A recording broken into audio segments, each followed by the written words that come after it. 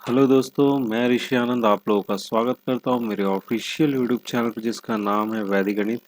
तो दोस्तों, ये क्वांटम कैट बाय सर्वेश की वर्मा सॉल्यूशन सीरीज 11 चल रही है और इस सीरीज में आपको नंबर सिस्टम का सॉल्यूशन देखने को मिलने वाला है।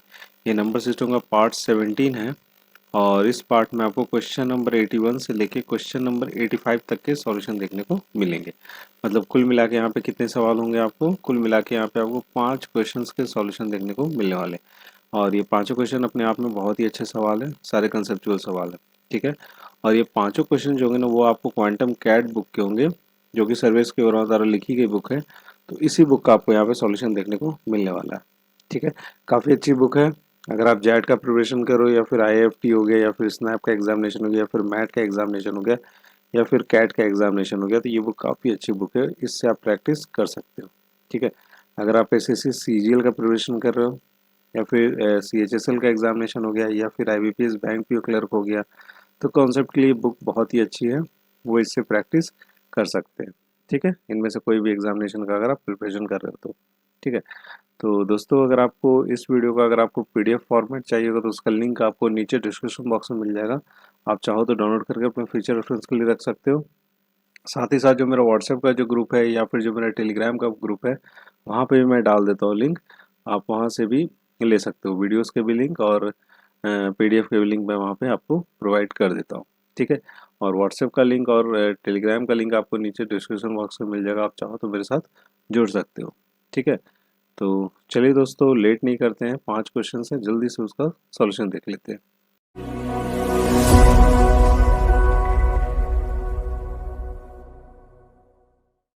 हाँ, तो दोस्तों पहला सवाल आपकी स्क्रीन पर है। यहाँ पर आपको क्या बोला? The value of bracket 1-1/2, 1-1/3, 1-1/4 and 1-1/5 and so on 1-1/n तक जा रहा है। इसकी वैल्यू क्या होगी आपसे पूछा जा रहा है। देखो, अगर आप इसको ध्यान से देखोगे तो बस आपका क्वेश्चन बन जाएगा, ज़्यादा ये टिपिकल नहीं है। देखो, ये 1-1/2 जो लिख रखा गया है, इसको 2 अगर हम इधर ले जाते हैं तो 2-1/2 हो जाएगा, तो इसको मैं डायरेक्ट ऐसे लिख सकता हूँ 1/2। ठीक है, क्लियर है। फिर उसके बाद हमारा 3 इधर आएगा तो 2/3 लिख सकते हैं इसको सेकंड वाले में। फोर्थ वाले में कितना लिख सकते हैं? फोर्थ वाले में अगर ध्यान से देखोगे तो ये हो जाएगा आपका 3/4। इसी तरीके से आ जाएगा आपका 4/5। ठीक है, एंड सो ऑन, और ये चलता जाएगा, ये कहाँ तक जाएगा आपका n-1/n। ठीक है, ये हो रहा है। अब इसके बगल वाला अगर हम लिखना चाहें तो इसको कैसे लिख सकते हैं? आपको ध्यान दोगे तो इसके बगल वाला जो है 4 के बगल वाला क्या हो रहा है? एक और कम हो रहा है, तो मतलब n-1 के जो ऊपर में होगा वो क्या होगा आपका n-2 हो जाएगा और नीचे में क्या आ जाएगा आपका n-1 आ जाएगा। क्लियर है? ये कुछ इस तरीके से हो जाएगा। तो अगर आप इस चीज़ को ध्यान से देख रहे होगे तो ये 2 यहाँ से कैंसिल आउट हो जाएगा, सब जो आपको ऑल्टरनेट में जो है ना सारे क्या हो जाएंगे, आपको कैंसिल आउट हो जाएंगे। ये n-2 जो होगा ये अभी आपको यहाँ पे एक होगा n-1, ये भी n-1 से कैंसिल आउट हो जाएगा। तो यहाँ पे बच क्या गया? 1 बच गया और नीचे में क्या बच गया आपको? n बच गया। तो इसका जवाब कितना हो जाएगा? 1/n। तो कौन सा ऑप्शन सही हो जाएगा आपका? सी ऑप्शन क्या हो जाएगा यहाँ से? करेक्ट हो जाएगा।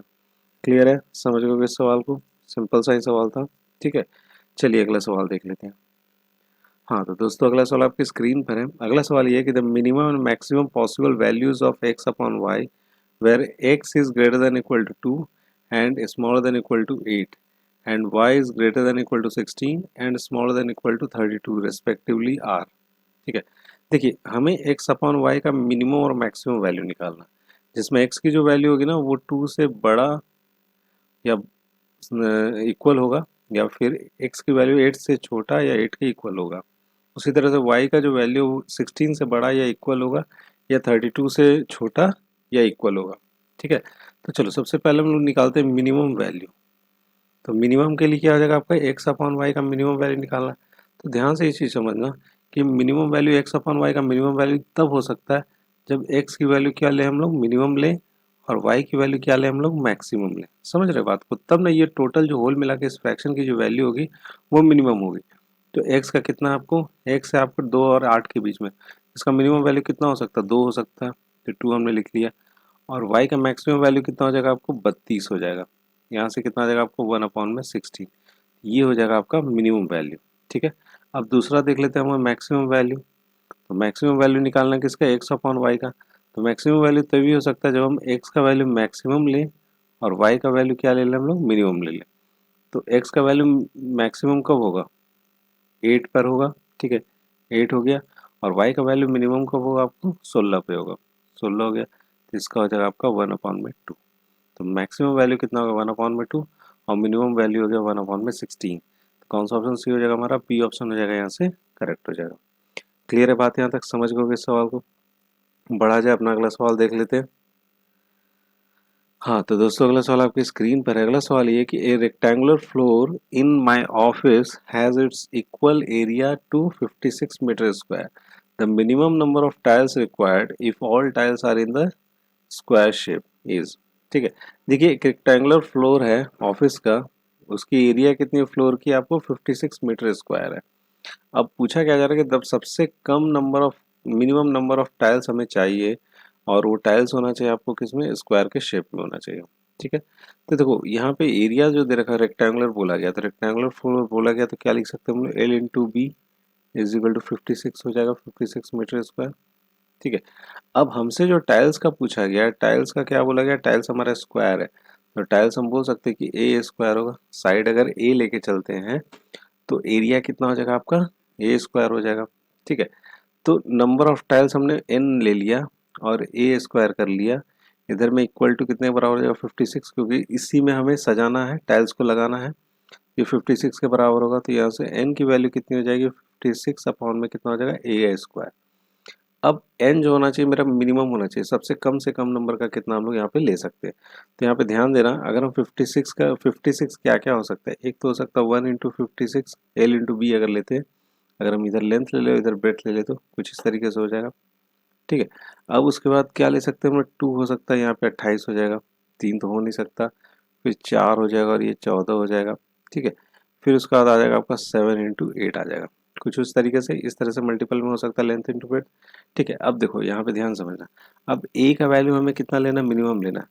तो ए का वैल्यू अगर हम बोलते हैं 2 लेते हैं, तो 2 का स्क्वायर कितना हो जाएगा, 4 हो जाएगा। 4 से अगर डिवाइड मारेंगे तो कितना हो जाएगा, एन इज इक्वल टू हो जाएगा आपका 14 हो जाएगा ना। अब उसके अगर हम आगे बढ़ते हैं, अगर हम 16 ले लेते हैं तो अगर हम 4 ले लेते हैं, तो मान लो अगर ए का वैल्यू अगर हम लोग कितना ले लिए, 4 ले लिए। ठीक है, तो एन कितना हो जाएगा आपका 56 अपॉन में 16। 16 से क्या है, डिवाइड हो रहा है, नहीं हो रहा है। ठीक है, तो ये किससे आपको डिवाइड हो रहा है, आपको 4 से डिवाइड हो, जब हम ए का वैल्यू 2 लेते हैं, ए इज इक्वल टू 2 लेंगे तो हमारा एन कितना आएगा, आपको 14 आएगा। तो मिनिमम कितना टाइल्स हमारा लग सकता है, 14 टाइल्स लग सकते हैं। तो सी ऑप्शन हो जाएगा यहाँ से हमारा करेक्ट। क्लियर है बात, यहाँ तक समझ गए इस सवाल को। हाँ तो दोस्तों अगला सवाल आपके स्क्रीन पर है। अगला सवाल ये है कि string of length 221 metre is cut into two parts such that one part is 9/4 as long as the rest of the string, then the difference between the larger piece and the shorter piece is। देखिए यहाँ पर समझ लीजिए सवाल को, एक string है जिसका लंबाई कितना आपको 221 मीटर है, उसको हम लोग दो पार्ट में कट करते हैं, जिसमें से पहला part, that one part is 9/4 और as long as the rest of the string, जो स्ट्रिंग बच जाता है उसका 9/4 के आपको वन पार्ट है। ठीक है, अब हमसे क्या बोला जा रहा है कि लार्जर पीस और शॉर्टर पीस के बीच में डिफरेंस क्या होगा, ये हमसे यहाँ पे पूछा जा रहा है। ठीक है, तो देखो एक स्ट्रिंग है जिसका लेंथ कितना आपको 221 मीटर है। ठीक है, अगर हम बोलते हैं कि इसका जो लेंथ है, एक जो पार्ट है वो कितना आपको पी है, तो दूसरा वाला कितना हो जाएगा, 9/4 ऑफ पी, यही चीज बोल रहा है। ठीक है, तो एक काम करते हैं, अगर हम इसको 4 से इधर मल्टीप्लाई कर लेते हैं, 4 से इधर मल्टीप्लाई कर लेते हैं, तो ये कितना हो जाएगा आपका 4p हो जाएगा और ये कितना हो जाएगा आपका 9p हो जाएगा।